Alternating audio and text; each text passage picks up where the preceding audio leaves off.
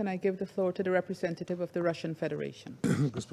Madam President, we're grateful to the Presidency of Guyana for swiftly convening today's meeting of the UN Security Council linked to the acutely dangerous development we've seen in the Middle East, developments which have been further exacerbated by the overnight US strikes on Iranian sites. We'd like to thank the UN SG for his keynote address, as well as to ASG Yencha and DG Grossi for their briefings.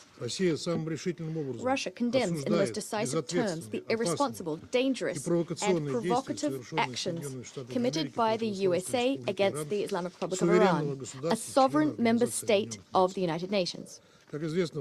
As we know, in the early hours on the 22nd of June, the U.S. Air Force, in full cooperation and coordination with the Israeli Air Force, an Air Force which for over a week, in violation of the basic principles of international law, has been conducting massive strikes on Iranian infrastructure and sites, they together launched an unprovoked missile and bomb attack on 3 nuclear sites in Iran, sites under IAEA safeguards, Fordo, Natanz and Isfahan. In so doing, Washington yet again demonstrated its complete contempt for the position of the international community.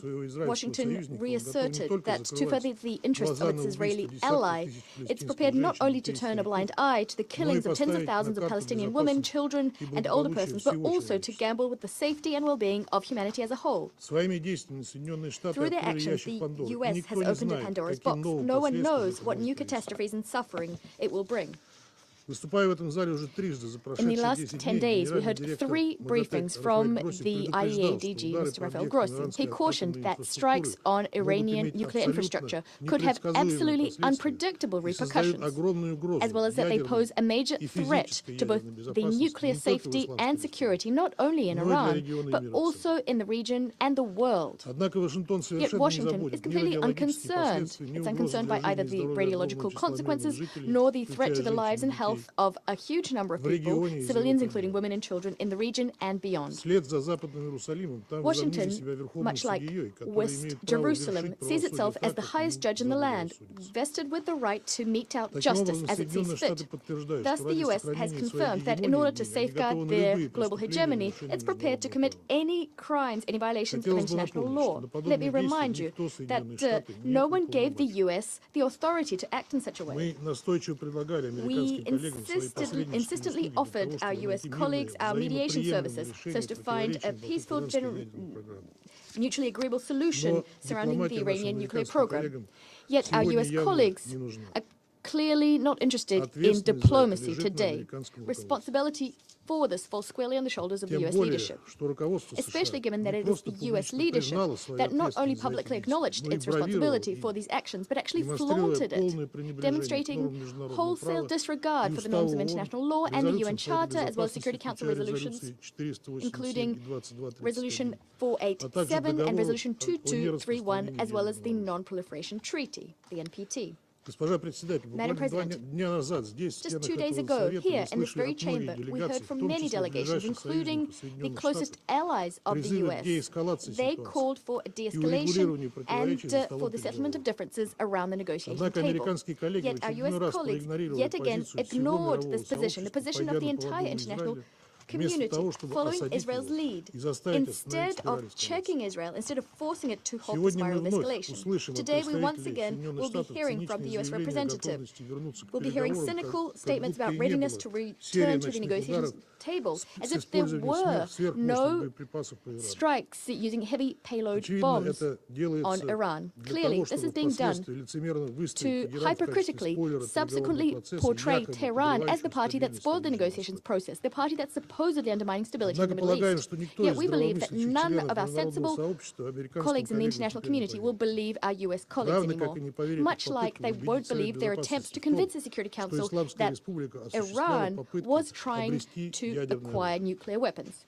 Let me remind you that back in March, high-ranking U.S. intelligence officials said that the U.S. does not have information about Tehran's attempts to develop military nuclear capabilities. I imagine that many are getting a nagging sense of déjà vu today. Let me remind you that back in 2003, in this very chamber, the U.S. Secretary of State Colin Powell waved around a test tube, justifying Washington's plans to invade the territory of another sovereign state, only to having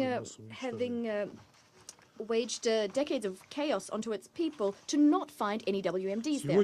Today's situation is no different in substance to the one we saw in 2003. Again, we're being asked to believe the US's fairy tales to once again inflict suffering on millions of people living in the Middle East.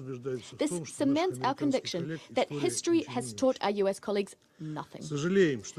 We regret that today some of you in this room didn't and cannot muster up the courage to call a spade and to condemn Washington's actions. And it's very strange to be participating in this theatre of the absurd, this cynical theatre. We had the representative of the UK calling on Iran to exercise restraint, a country which was subjected to an unprovoked attack, which was bombed, it had its nuclear sites bombed, as if it were Iran, not Israel, and the US that was escalating the situation as much as possible. They're calling on Iran to exercise restraint. This is something other council members are doing. We've seen a lot of hypocrisy in this room, but this takes the biscuit. This is a surprising example of hypocrisy on the part of those who, over the last few days, has been whipping up tensions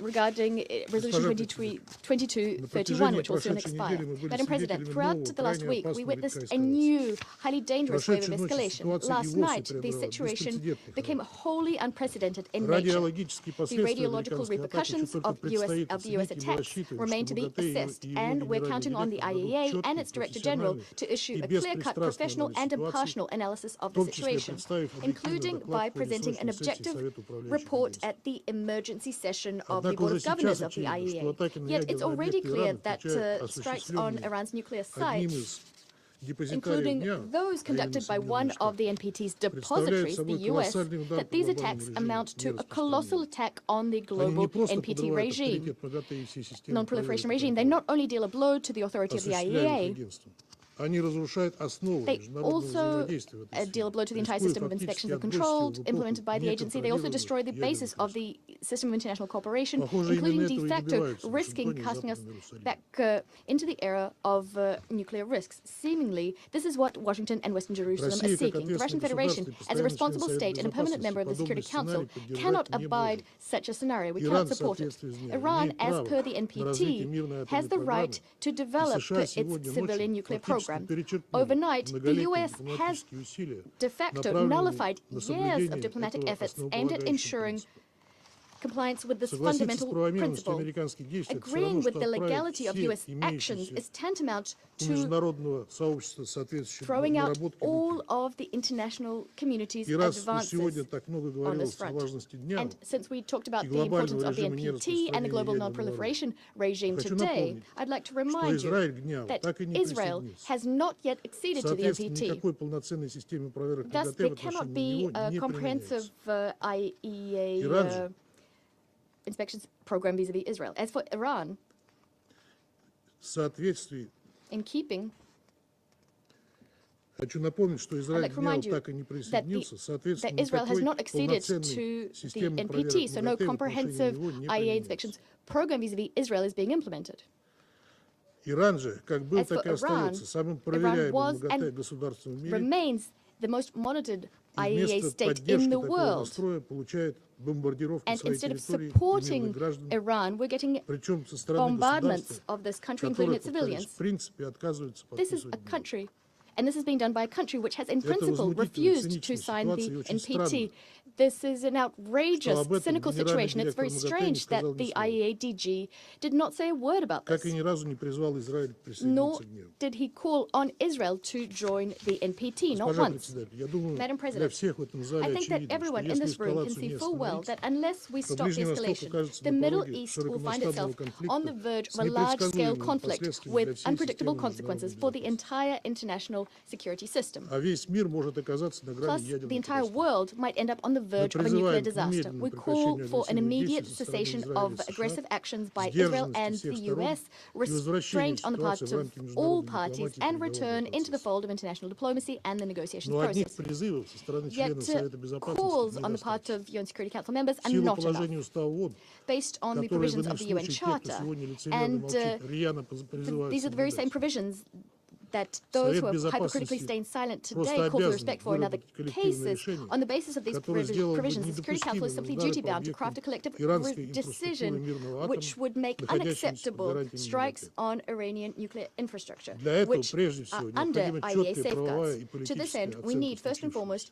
a Для clear-cut всех, legal and political в чьей assessment of what политике нет happened. скрытой For повестки и all двойных those стандартов. who are not pursuing any hidden Это абсолютно agendas очевидно. nor double standards, this is В patently этих целях obvious. Российская To this Федерация, end, the Russian Китай и Federation, Пакистан China and подготовили и Pakistan have распространили prepared and сегодня утром disseminated краткий this morning сбалансированный проект a short резолюции and Совета balanced Безопасности UN ООН Security Council с draft призывом к resolution, немедленному including и a call for безусловному an immediate прекращению and огня unconditional и поиску ceasefire and дипломатического for a решения search вокруг for a иранской ядерной diplomatic программы. solution surrounding the Iranian nuclear Текст program. отражает The позиции text reflects подавляющего the большинства positions членов of Совета an overwhelming Безопасности, majority of озвученных Security в ходе Council наших members заседаний expressed 13 и at 20 our июня. meetings held on the 13th and 20th of June. Рассчитывая на We're counting поддержку on the всех support членов of all Совета с Security тем, Council members чтобы он смог как можно to ensure скорее that the Council направить can, сигнал as о soon as необходимости possible, send a немедленного signal прекращения about the насилия, need к to чему immediately сегодня, end the помимо violence, в something очередной раз that призывал нас the генеральный секретарь ООН. Secretary General again Без called четкой и for inter принципиальной alia. позиции Совета Unless the дальнейшая Security Council эскалация takes a clear неизбежна. cut and principled Призываем position, всех further членов Совета escalation is Безопасности inevitable. We проявить call ответственный on подход all Security Council и members поддержать to adopt представленный a проект. responsible Благодарю вас. approach and to support the proposed draft. I thank you.